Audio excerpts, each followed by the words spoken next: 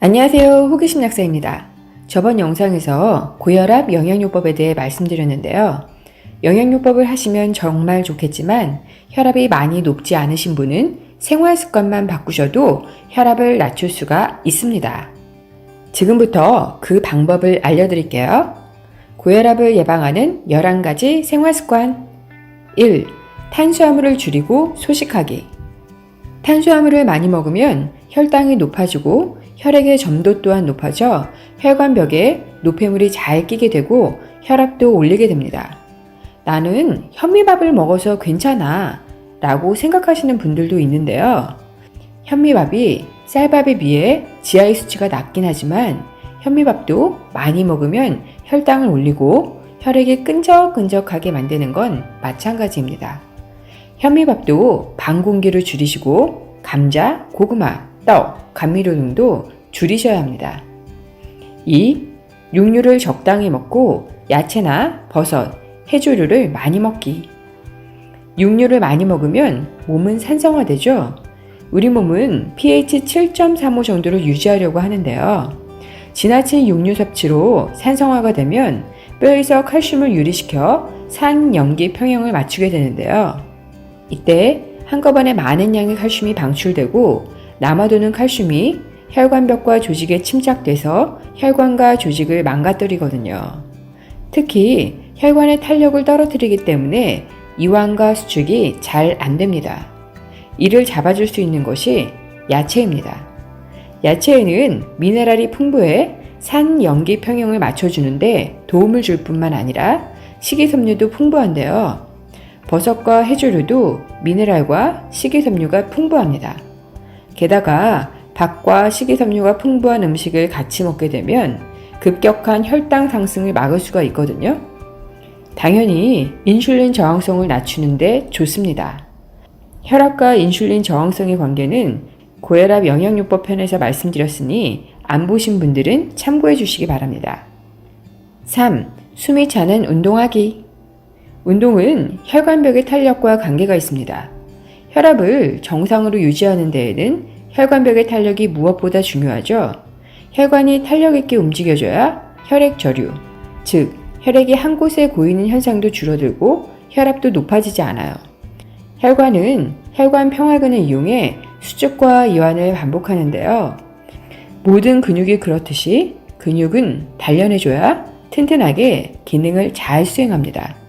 평상시 숨이 차는 운동을 해서 혈액을 더 세게 밀어주고 충분한 이완을 시켜줘야 혈관 평활근이 강화됩니다. 또 운동을 하면 스트레스가 해소되고 숙면에도 도움이 되니 좋고요.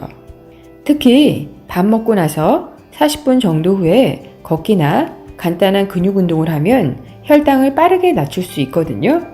식후 1시간 혈당을 150 이하로 낮추는 습관이 인슐린 저항성 개선에 정말 좋습니다. 너무 심한 운동은 활성산소를 많이 발생시켜 혈관 건강에 도움이 되지 않으니 운동도 적당히 하세요. 4. 잠을 충분히 자고 숙면을 취할 것. 잠을 충분히 제대로 못 자면 몸은 이를 엄청난 스트레스로 받아들여 교감신경을 흥분시키고 코티솔을 방출합니다. 이렇게 되면 혈압도 상승할 뿐만 아니라 혈당도 높아지게 되죠. 혈당이 증가하면 혈액이 끈적끈적해지고 당독수도 증가해서 혈관도 손상을 입게 됩니다. 항상 7시간 이상의 충분한 수면 시간을 확보하시기 바랍니다. 숙면을 취하지 못하시는 분들은 하루 30분씩 햇볕 쬐기를 해보세요. 멜라토닌이 잘 생성돼 밤에 숙면을 취할 수가 있고요. 천연 비타민 D도 합성됩니다. 비타민 D의 혈중 농도가 낮으면 혈압이 높아진다는 연구 결과도 많이 나와 있는 만큼 점심 식사 후 30분 정도 혈당도 낮추고 비타민 D 합성을 위해 가볍게 산책을 하시기 바랍니다. 5. 당독수를 줄이기. 당독수는 최종 당화선물 AGE라고도 하는데요. 혈중에 남아도는 포도당이 단백질이나 지질과 결합한 것이 당독소입니다. 당독소는 혈색소, 신장, 콜라겐, 혈관 등 어디든 찰싹 달라붙어 잘 떨어지지도 않아요. 조직을 손상시키고 염증을 일으키며 딱딱하게 만들죠. 노화 반응을 촉진시켜서 퇴행성 변화를 가져오게 하는 아주 나쁜 놈이에요. 혈관을 경화시키는 주범이기도 합니다. 우리가 음식을 조리하고 소화시키는 과정에서 어쩔 수 없이 당독소는 생성될 수밖에 없지만 최대한 줄이도록 노력을 해야 합니다. 당독소 생성을 줄이기 위해서는 과잉의 포도당이 생성되지 않도록 소식을 해야 하고요. 조리 방법에 따라서도 당독소 생성량이 크게 달라지거든요. 다음 영상에서 당독소를 줄이는 방법에 대해서 자세히 설명드릴게요. 6. 과일은 식전 30분에 먹거나 식후 2시간 이후에 먹기. 과일을 식후에 먹으면 혈당이 상승해서 인슐린 분비가 많이 되고, 이런 식습관이 지속돼 과잉의 인슐린이 혈중에 넘쳐난다면 인슐린 저항성이 생깁니다. 인슐린 저항성이 생기면 포도당이 세포 안으로 잘 안 들어간다고 말씀드렸는데요. 그렇게 되면 혈액 중에 포도당이 많은데도 세포는 이를 쓰지 못하고 남아도는 포도당은 지방으로 저장이 돼요. 그러나 식전에 과일을 먹게 되면 과일의 풍부한 비타민이 에너지 대사에 도움을 줄 뿐만 아니라 과일에 있는 식이섬유로 인해 포만감을 주기 때문에 음식 섭취량을 줄일 수가 있고요. 식이섬유를 먼저 먹게 되면 혈당이 높아지는 것도 막을 수 있을 뿐 아니라 과일에 풍부한 유기산과 효소가 소화를 촉진시키는 데에도 도움을 줍니다. 하지만 식전 과일도 많이 먹고 밥도 많이 드신다면 오히려 독이 되겠죠. 과일은 즙만 짜서 주스로 드시면 안 됩니다. 주스로 먹게 되면 많은 양의 과일을 섭취하게 돼서 혈당은 높아지고 식이섬유를 섭취할 수 없어서 과일이 주는 온전한 혜택을 누릴 수가 없습니다. 또 하나, 식전에 포도, 바나나 같은 당 과일보다는 키위, 토마토, 사과, 참외, 오렌지, 귤 등 유기산이나 섬유질이 풍부한 과일이 훨씬 좋습니다. 과일 먹는 방법만 제대로 지키셔도 인슐린 저항성과 중성지방 수치를 개선할 수 있습니다. 7. 양파차 끓여서 수시로 마시기. 이는 저희 아빠가 젊었을 때 하셨던 방법인데 이걸 꾸준히 드셔서 혈압을 낮출 수가 있었어요. 주황색의 양파 껍질을 깨끗이 말려서 끓이면 주황색 물이 되는데 은은하게 차로 만들어 드시면 됩니다. 진하게 드셔도 좋고요. 많이 먹어도 자주 먹어도 부작용이 없습니다. 전 사실 부작용 많은 혈압약보다 이게 시간은 걸리지만 건강을 지킬 수 있는 탁월한 방법이라고 생각해요. 양파 껍질에는 퀘르세틴이라는 바이오 플라보노이드가 풍부해요. 퀘르세틴은 혈액을 맑게 하고 고지혈증에도 좋고 비염, 알러지에도 좋습니다. 혈관을 튼튼하게 하기 때문에 잦은 출혈에도 도움이 되고요. 코피나 잇몸 출혈, 뇌출혈에도 좋고 뇌경색에도 좋습니다. 귀찮긴 하지만 비용도 거의 안 들고 혈압약 드시는 것보다 훨씬 좋다고 생각해요. 물론 꾸준히 계속하셔야 합니다. 8. 물을 자주 마시기. 아기가 태어났을 때 수분 함유량은 약 80% 정도가 된다고 해요. 하지만 이후 수분 함량은 계속 감소해서 죽을 때쯤에는 40에서 45% 정도가 된다고 하는데요. 노화의 과정은 세포의 수분 함유량과 관계 있다고 해도 과언이 아닙니다. 나이가 들수록 대부분 사람들이 만성 탈수에 시달리게 되거든요. 물이 아닌 커피나 차, 알코올, 음료수 등을 자주 드시면서 물을 밖으로 빼내게 되죠. 게다가 방송에서는 항상 싱겁게 먹으라고 하는데요. 싱겁게 먹게 되면 우리 몸은 전해질의 균형을 맞추기 위해 물을 밖으로 빼내게 돼서 만성 탈수를 가속화시킵니다. 소금은 우리 몸에서 물을 붙잡아두는 역할을 해요.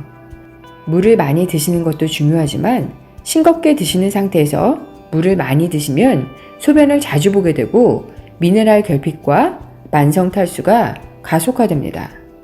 만성 탈수가 일어나면 혈액은 끈적해지고 이게 지속되면 혈관 막힘도 더 잘 생기고 혈압도 높아지게 됩니다.